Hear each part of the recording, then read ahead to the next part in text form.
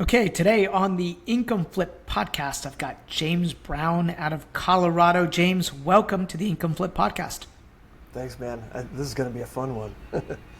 For sure, for sure. We were just getting to know each other a little bit behind the scenes, right? And you're a fellow agent investor, right? That's what I call us, right? We play both sides. We're kind of a unique hybrid. But I want to learn about your journey, right? You do a lot of rent to own now, a lot of co-living, but let's kind of go back. Like, how did you get into this business in the first place? How did it come about? Yeah. Well, I was a graphic designer for 25 years and was planning to add investing in. Is my video skipping there?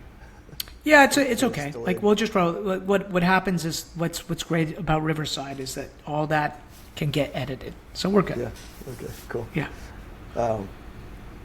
Anyway, so I was a graphic designer, and I had always planned on getting into the real estate investing. I didn't, like, my dad actually told me, hey, you should buy a duplex and live on one side and rent out the other, like when I was in college, I think. And he's not a real estate investor, kind of stumbled into a little bit of it with a couple of properties, but I brought a house with my brother, and so that helped kind of launch things. And then I bought my own house in '06, right before things just tanked, because I was planning on like building some equity, and it took a while to get that equity back, but it came back. I was able to use that equity, thank goodness. So it was about 2016, 17, I guess, when I was like, okay, it's time to get serious and figure this out, and all I really knew, like most people, is like fix and flipping, which, as we know, is like a job that's risky, and then buying a long-term rental. And it wasn't until I started listening to podcasts and networking and reading books and joining masterminds that I realized how much else there was out there, And then I met my current business partner, Toby Hansen, at a real estate meetup, and he and I were kind of in the same position, like, we got to figure this out so we can have any chance of retiring, And we weren't 50 yet at that point, but we were getting there, and I was like, let's figure something out. And then he's really good at researching, so all these different models, and we landed on rent to own investing for many reasons. And so that's been our main thing up till about 6 months ago. Well, let's unpack that. What are the reasons? Like, what are the top 3, 4, 5, 10 drivers that got you interested in that? Yeah. One is that we're helping people become homeowners. People that were getting told no by banks, and they're just like, they've given up hope. And so that's the feel-good side of it, And because we've helped somebody, get into a home and not have to, move multiple times or worry about their landlord selling because they're at the top of the market, or whatever the reason they're going to sell. This happens. I get these calls all the time. We're getting kicked out. We want to just get in a house and stay, The way we do it, we call it the hybrid investing model. Or reverse lease option. So, we find the buyer first, and then we let them pick out a house on market that we buy for them. So we're not finding off-market properties and then trying to find a buyer. We do that too, but mainly focus on the buyer first. Let them pick out a house. They've got to have some money to put down, so that's skin in the game that a renter doesn't have. If they got a security deposit, they're just more likely to damage the property or leave you vacant. And we don't have. Are you asking? Either. Are you wanting them to have like 5%, 10% down? Like, what qualifies somebody to be a good rent to own person in your eyes? 10% is what we shoot for. It's just it's harder to find somebody that's got 10 versus 5 or 3% or whatever, but it's non-refundable, so it's protection for us as investors. And like I said, it's harder to find people that have that, but one of the other reasons I like that, not just because they got skin in the game, they've basically prepaid an amount that's a full credit to them. And so when they go to get their loan from an investor, from the bank, a broker, they've got at least 3.5% down plus their closing costs just sitting there waiting for them to use. So they don't have to be saving that up over time or paying a lot over market rent, which is usually what people are like, oh, rent-to-own's a bad deal because it's so expensive. Well, if they haven't put any money up front, they might be asked to pay rent credits, which is like an amount above market rent. James, I know that this model can be very area specific, right? Because in the DMV market, it might be hard to do a rent to own situation because of the price to rent ratio is pretty out of whack, right? I don't know what it's like I don't know what it's like in Colorado. Are you doing this in Colorado or are you going in the submarkets? And maybe I'm wrong. Maybe I'm mistaken that it's a harder model to make in the DMV market. So please correct me if I'm wrong. Yeah, you've got a good point because like Colorado, we've got high price points, $600,000 give or take for median price range. So I mean, it's the same challenges that any buyer has. It's high prices, and our rents are, like kind of lagging a little bit. So like it's hard to cash flow a regular rental here. Pretty much impossible, which is why we're getting into more of the co-living side, which we could talk about. But yeah. So there was a period of time where like that worked really, really well, right? And then as asset values have ballooned, now rents have also gone up, but they're out of whack, right? Like anybody listening, I remember back in 2008 when the market crashed in the DMV area, assets were selling. You could get an asset for $150,000, and the rents were $1,500 a month, and that was the 1% rule, right? Which did not really happen. Today, that same asset value is now worth $450, and the rents are $2,300, right? So you can see how like that gap is widened. So depending on market cycles will depend on the strategy. So it sounds like over the last maybe 6 months or a year, you said, okay, well, let's kind of, this is a great model. This model still works, but maybe there's another way to monetize the assets that we buy. And so you've kind of come into the co-living space. Is that right? Yeah. And just to kind of touch on the rent-to-own, so we do this in multiple markets. So anybody out there maybe has a client or wants to be, like we've helped real estate agents as well. Like our first deal was with an agent, picked out a duplex, lived in one side, and then this was during the run-up, during COVID. He walked into a bunch of equity and was able to buy a single family and then keep that duplex as a rental, which was really cool. That's awesome. And that was in Minnesota. It's a different market, lower price, but like kind of back to running the numbers, like, we do it in Colorado and other states, but we're always running the numbers like what are they paying now for rent? What is their mortgage going to be in the future? And we don't want it jumping up, right? So they've got to be able to afford this rent now, and that should be about the same or maybe go lower when they do get their mortgage. So we're always looking into the future and setting these up so those people can actually buy. And rent-to-own's been given a bad name by people either intentionally or unintentionally putting buyers in a bad spot. We have, systems and procedures in place and looking at those numbers to make sure that they've got the best chance of getting a loan and affording it in the future. So I love that. Do you have a formula for that, like a rule of thumb? Not really. I mean, just basically like I'm looking at what they pay for rent and what our cash flow is and what their mortgage is going to be. So I'm running it through a mortgage calculator, like assuming they might be putting down 3.5% FHA, but as an investor, we're putting down 20 or 25%, right? So it usually kind of levels out. Well, you're doing your calculation as well, right? You're doing the calculation for them, but then you're doing yours. Like, what am I going to buy this for? How much money am I going to put down? Can I make a spread on this, right? Exactly. Which I would think would be really tough in Colorado to do right now. Like that would I don't know how that would work unless you're putting just a lot of money down on each one of the assets. Yeah, you either have to put more money down or just have a buyer that's, willing and able to pay above market rent.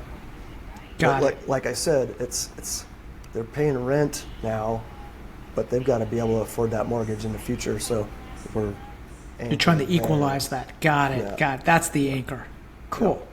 Yeah. Cool. And you've moved into other markets as well, so you're helping other people as well. Are you helping agents understand how to do this as well? Yeah. Is that- I actually, in Colorado, I teach a continuing education class. And I actually just recorded for EXP, the YouTube channel. Like, I don't know if it'll be a master class, but I recorded a couple, basically the same thing as my CE class. So anybody around the nation can watch that and understand how it works. And so I can work with agents anywhere. That's awesome, man. That's yeah. so cool. Very cool. And so you started looking at the market and you decided to kind of like pivot a little bit, right? You're doing your rent to own, but how did you stumble into co-living? So I host an in-person real estate investor meetup here in Colorado. And By the way, we believe in those. Those are great lead generation tools, right? That's what Grid is for us. We've got 40,000 people around the country now, 40 different communities around the country. That's like our biggest lead gen source for all of our real estate teams. And I think a lot of people sleep on that. So good for you for organizing and leading a community, because that's what you're doing. Yeah, it's vital, I think. Yeah. So, yeah, So sorry to interrupt. I want to learn more about Grid because this is kind of my first hearing about it. So that's cool. Yeah. Anyway, so there's 7 of us that run this meetup, and somebody invited PadSplit. PadSplit is kind of like the Airbnb app for co-living, renting by the room. Mm-hmm. They came and spoke at our event, and I was like, oh, I could help people acquire properties, analyze existing ones, and figure out if like a long-term rental would be better served as a co-living house, or the easy lift is Airbnb, because they're already furnished, they're all set up really nice. So we actually had like 20 come online here in Denver recently. Just boom! It's like, wait, what happened? It was a portfolio of Airbnbs that they'd converted. Interesting. PadSplit's been operating for many years, and they're in most of the major markets, and they had identified Denver as their next market because we have an affordability problem that they can solve. So they came here, and I got up and spoke after they kind of gave their spiel about what it is, and I just said, hey, I can help with acquisitions and setup and hosting and stuff. And they were like, hey, we need to talk to you. Let's go grab dinner after this. And that started the ball rolling. And so I hired a mentor, and now we're helping people getting PadSplit off the ground, kind of working with them. Are they buying houses from you? No, they're just helping you guys. Like, you're working with an investor, you would work with multiple investors. They would buy the assets. PadSplit would come in and essentially be the operating platform for. Yeah. So think of it like Airbnb. Yep. They find the members, they screen them. Background checks, income verification, kind communication, maintenance requests, that kind of stuff. The billing, all the money goes through them. So we're not involved in any of that, which is nice. They kind of play bad cop when people aren't paying. So it's really nice to have them, to work with them. And I know co-living operators that don't work with PadSplit, they just do it on their own, either by choice or PadSplit's just not in their market, so. They make it easy and convenient. What's their fee? How does the fee structure work with PadSplit? Yeah, it's 8%. Oh, and I know, it's totally good. Yeah, it's great. And then if you're going to self-manage, you got to deal with it, all the other stuff, or hire, a company that will come in and kind of do everything for you if you want to just be passive. So there's opportunity there. So it's it's a great conversation to have with people that are in your database. Like I can already see the call. Hey, would you like us to help analyze these numbers and see what it would look like from a co-living standpoint versus the long-term rental that you have, right? It's an interesting conversation, database exercise to do that. Yeah, that's a great point. Yeah, those tired landlords, that's the easy conversion, because like if you have to go buy on market here in Denver, you got to put your 20 grand or 20% down, have some vacancy while you're setting things up, maybe adding some bedrooms and bathrooms and furnishing. There's time and expense. So you might be talking 100 grand to set that up. And then, you're getting a high interest rate. So a lot of co-living operators are trying to find stuff subject to, or just like that Airbnb portfolio. They already have a low interest rate because they've had it for a while. So they're able to cash flow, and that's what's working here. That's the easy lift. Are you finding that there is a particular style of home or model of home that works best for co-living? Yeah, good question. The bigger the better. Split levels, which normally aren't like as attractive, are actually better for co-living. Yeah, they're like duplexes, right? I could see like you go down into for sure. Yeah, you get some separation. We have a house that's 3 bedrooms up, 3 down in the basement. We have a lot of basements in Colorado. It's nice to have that separation, so we can get a better deal on those. We've got a buy box. If anybody wants to learn this stuff, I can teach them how this all works. But like corner lot, because parking's the biggest issue that neighbors complain about, right? The corner lot, maybe it's across from a park or an industrial area or something where you're not just trying to get too many cars in, because if you got 6 or 8 people in a house, that's a lot of cars. No HOA, that's the other thing. Because here's the cool thing also, the timing with PadSplit coming to Colorado. Our governor just passed a law saying that there was no limit to how many unrelated people live in one home, a single family home, where that is a law in most states except for,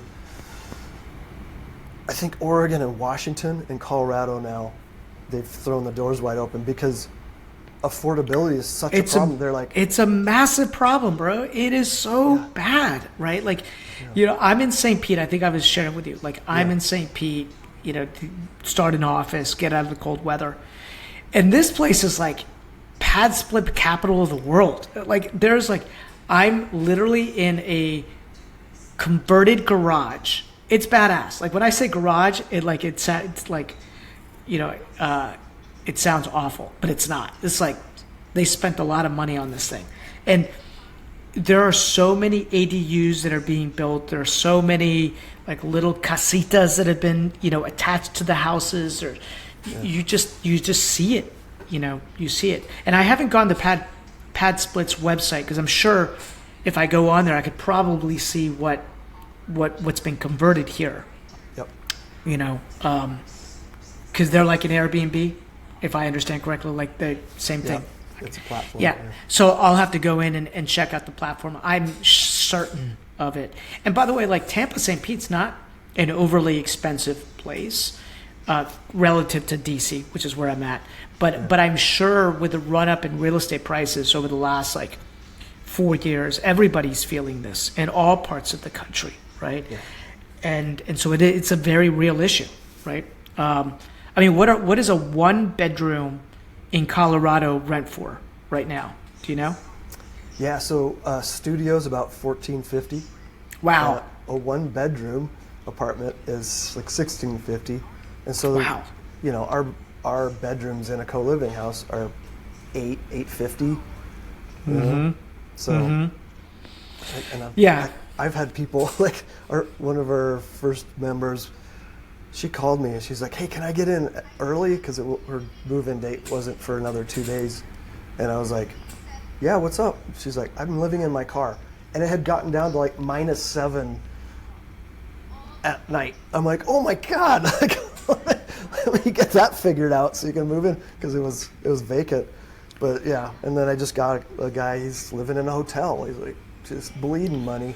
It's like, that's it, right? Like $800-900, $1,000. That's like a sweet spot. People need that. They need they need that. And so if you could look at the asset that you have and be like, how can I get more out of this asset, right? Yeah. It's great. It's great. It's great. And I see more legislation happening in order to address this very real problem that we have all over the U.S. Yep, it's going the right way. Like Airbnb is getting shut down and more regulated, and this is opening up. So it's going the right direction for sure. James, so corner lot, split level, more bedrooms the better. Anything else?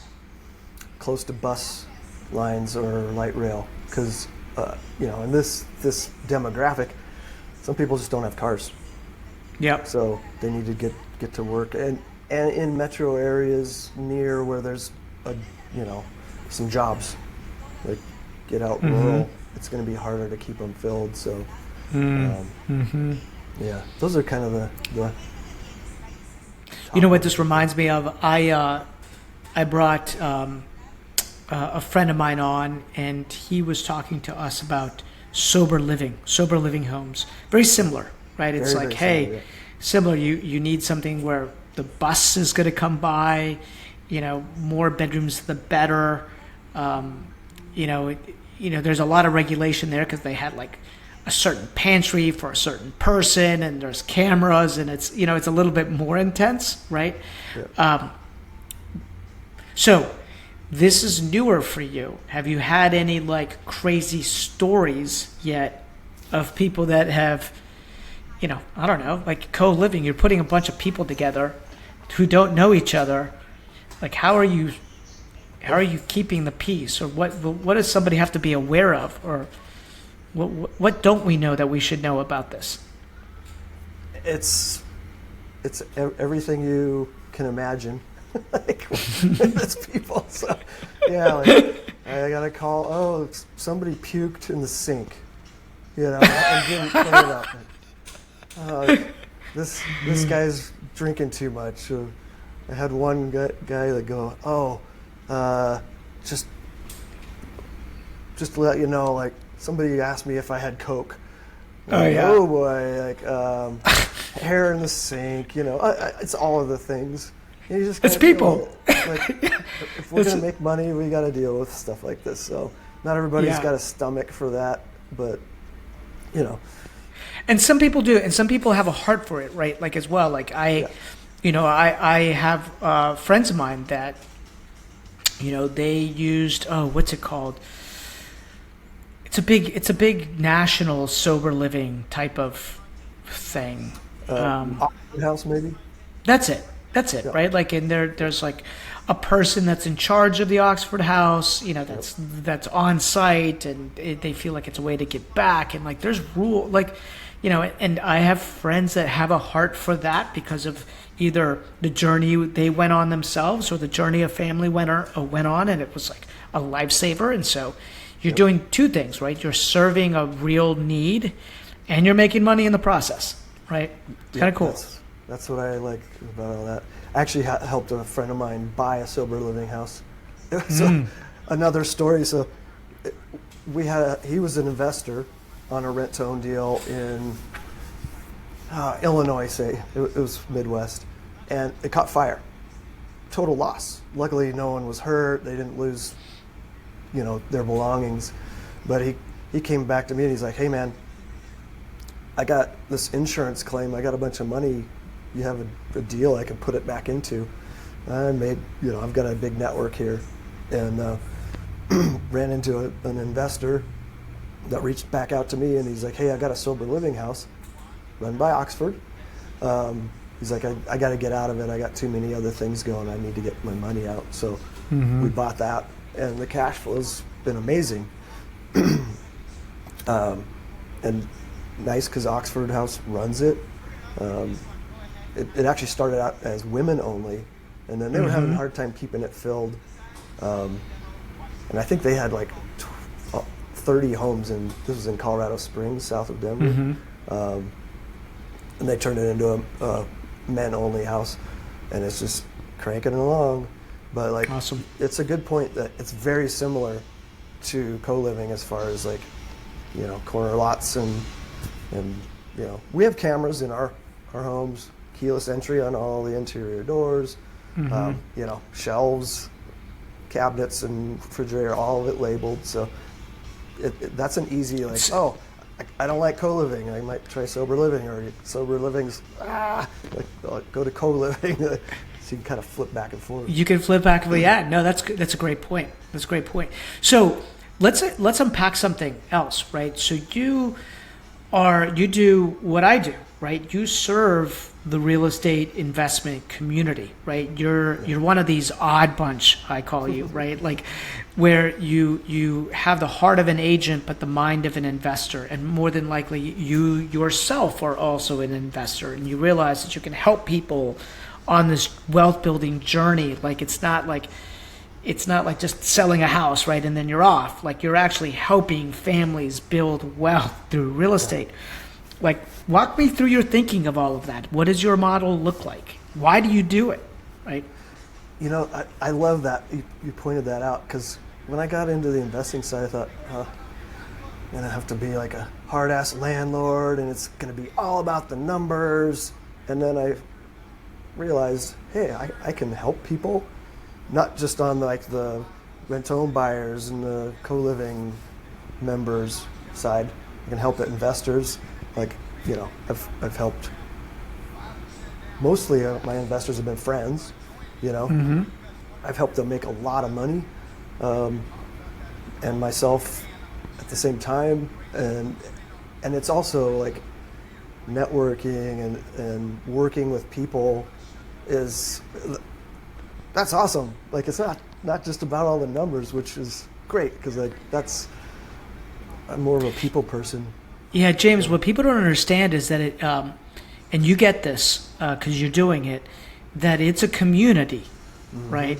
That being an investor is a community, and that you're all on a similar vision and mission. Like, you want to create a better economic opportunity for your family and your friends, and so it's almost like we're all in this together, right? And we're all playing the game slightly differently, right? Some people might be doing co-living, some people might be doing sub-twos, but it's very interesting because you're dealing with business owners, you're dealing with creatives that are thinking about how to, it's just a different way of agenting, right? Like, that's what I want people to understand, right? Like, if you're listening to this and you have your license, if you play this game, I call it the agent investor advantage, right? If you play this game and you learn how to play it really well, it's super rewarding because these people become your friends. You're helping people build wealth as you're building wealth in the process.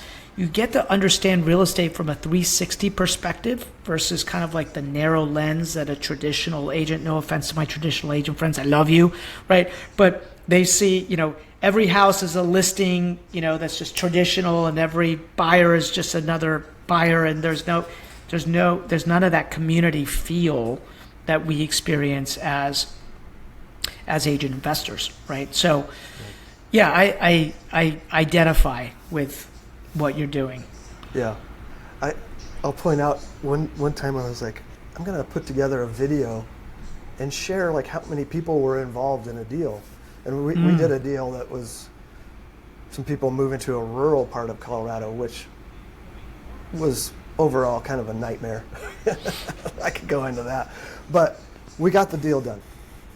And at first I was like, oh, there's like, counted out how many people there were involved, and like, there's 8 people. I was like, that's a lot of people that had to come together. And it actually, when I really came back to it, I was like, there's 13 different people, multiple agents. And so like, you know, the class I teach, I'm explaining how agents, we're not working against each other when we do rent-to-own deals. We're actually working together and all making money and helping the clients. So yeah, it's collaboration over competition, right?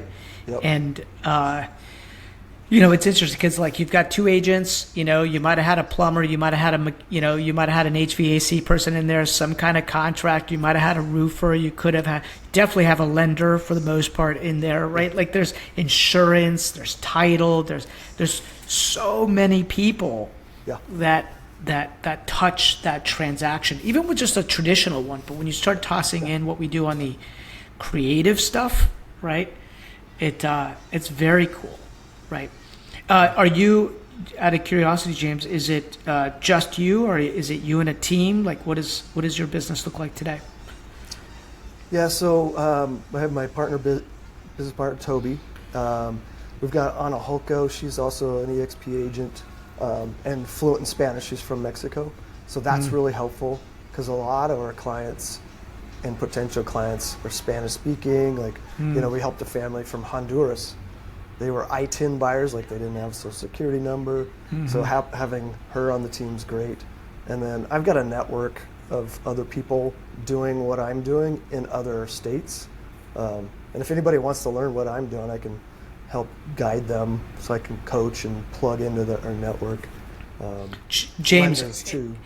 If somebody wanted to get a hold of you, what's your Instagram handle if they're listening to this right now? Might as well just give you a shout out. We'll have it on the notes, but like, how do they reach you? What's the best way to reach you? I think my James B 303 is my personal one. Okay. I'll send you all the others. Or Linktree, partner with James Brown, linktree.com/ I've got a bunch of stuff on there. But yeah. Very cool, man. Very cool. How long have you been licensed? 2020 is when I got licensed. Okay. And that was after getting into the investing side. I was like, oh, actually my mentor was like, you should get licensed for many reasons. For networking with other agents, networking with lenders, like you're in the business with other people that, you know, are running across potential rent-to-own buyers, and just for learning the business, it all made sense. Oh, and picking up just regular buyers and sellers, right? Like keep things going. Like I don't need to be totally pigeonholed just doing rent-to-own. Yeah, it's interesting. I was full-time investor for 4 years, and then I got licensed. And what I realized is that it creates very solid 30, 60, 90-day cash flow as, you know, as an agent that then gives you the ability to be able to sometimes work on some of these bigger, longer projects that take time and sometimes suck cash, right? Meanwhile, you could be stamping out 30, 60, 90-day cash flow as an agent. So we developed this model of like create a cash machine and then create a wealth machine, right? Now, the cash machine can be created as a wholesaler, as an agent, as a contractor, right? You've got to find something that's going to pay you kind of like today to pay bills and all the rest. As you're building your wealth machine, whether it's buying assets to do co-living with or sober living homes or multifamily or storage, you know, and I find that that's the case for all the different, you know, investments that are out there. Anybody kind of building this and doing this full time, right? Sometimes somebody's cash machine is actually their job. They don't need to leave their W-2 job, right, to build wealth. They can get paid and accumulate assets over time, and that model works completely fine too. Yep. Different ways to skin a cat. Different ways. Don't skin cats though, people. Yeah, it's not good. It's not good. Nobody likes that. Well, how big is your investment group today? Like, how big is the group, and how long have you been running it? So, interesting question. So we've kind of built up, it's about 500 people in our private investor group. And we actually created a private investor club, which is like it's necessary for raising capital. So we've raised capital for syndications, buying apartment buildings. Because some of our investors, they can't go put 20% down on a $600,000 house and get a loan. So what are their options? Well, a syndication where your minimum's usually 50 grand, and that's all you do, and it's totally passive. That's a good fit. Or they want to diversify. They might want some rent to own and co-living, and James, did you because we're going through that process right now. Like, we have 30,000, 40,000 people, right? Lots of different communities. And we're just starting to think about setting up the grid. Well, we've already decided we're doing it. The Grid Investor Club, which is different, right? Which we are in the process of getting all the paperwork where people can do that. They can invest maybe a minimum of 25 or 50,000 in a project. It's also an educational component, right? People that are part of the club can come in, listen to a pitch. We then decide as a community whether we just want to invest in it, in the asset or not. Did you go through all the proper channels, set up all the proper paperwork to do the club?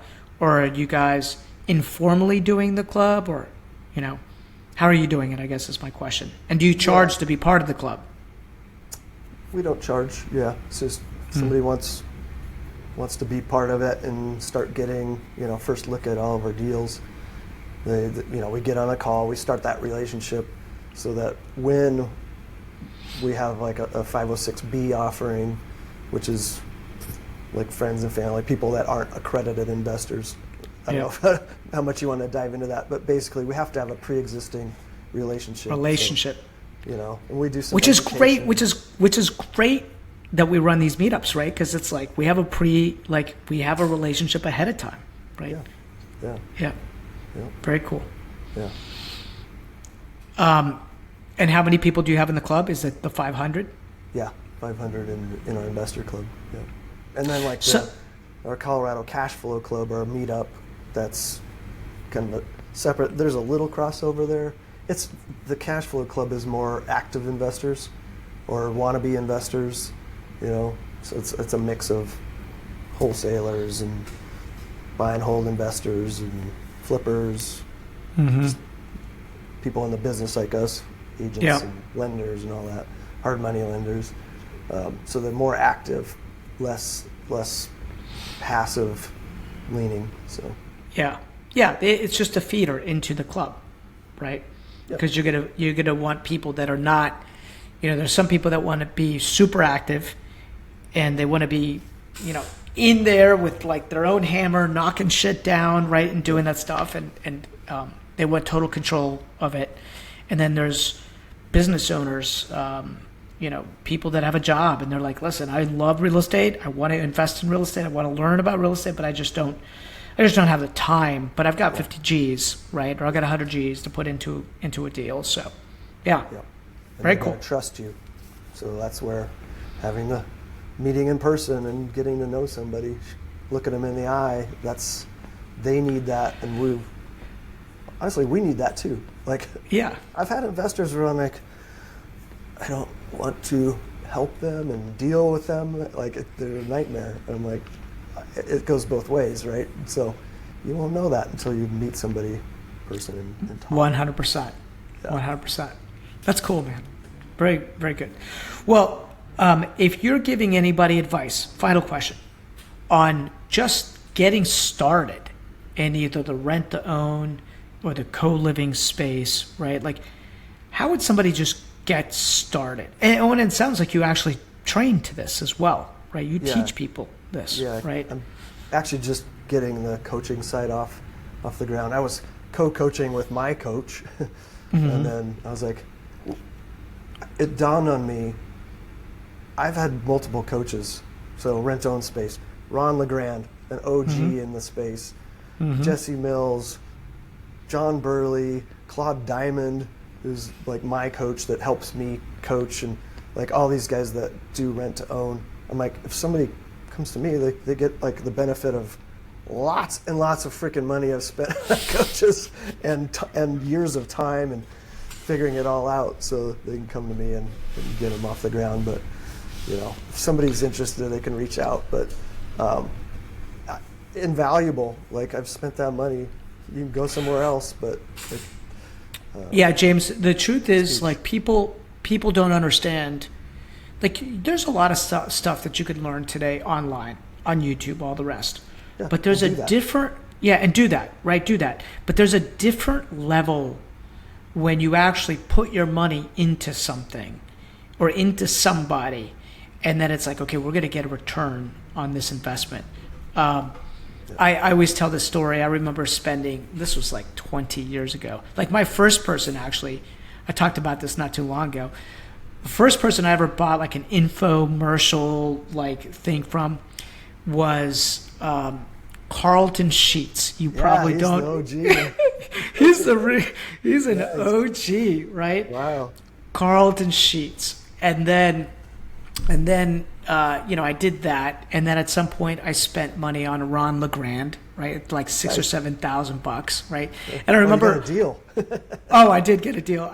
But the funny thing is, I remember being like, I knew more than the mentor. I owned more real estate at the time than the mentor, right? Sometimes you think you don't know enough, so you're just like, I took another training, right? And I remember being like so pissed about it. And I was like, I'm going to go find a deal that makes me money, which got me motivated to go find a deal. And I made $100,000 on that deal. I was like, you see, the $6,000 was totally worth it, right? But it was more of like, I'm going to get a return on this money, right? Yeah. And I did learn, I learned some stuff, but it was more about, I'm going to get a good return on this money. And so sometimes putting yourself in that situation, I think, is incredibly valuable, right? It is, yeah. And the legal side of it too, right? Like with a lease option, you have to have a lease and an option. And I've had multiple attorneys look ours over, and we've tweaked it and had to change it as like Colorado's laws are becoming way more tenant leaning, more like California.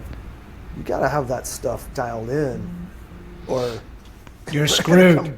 They're going to come gunning for you. So that kind of stuff, and learning how to run the numbers. Like, we have our spreadsheet that we've tweaked over the years and just learning how to use that. You don't learn that from YouTube University, right? Definitely not. Well, James, man, it's been a pleasure. Thanks so much for spending time with me, right? And I know that our audience is probably, they're going to get a lot out of this, man. So I appreciate it. It gives them a different way to look at how they could look at the business, right? Or what they could do within the business. And it was cool kind of talking about the agent investor advantage model that we both share. So thanks, man. Yeah, I'm psyched. This is awesome.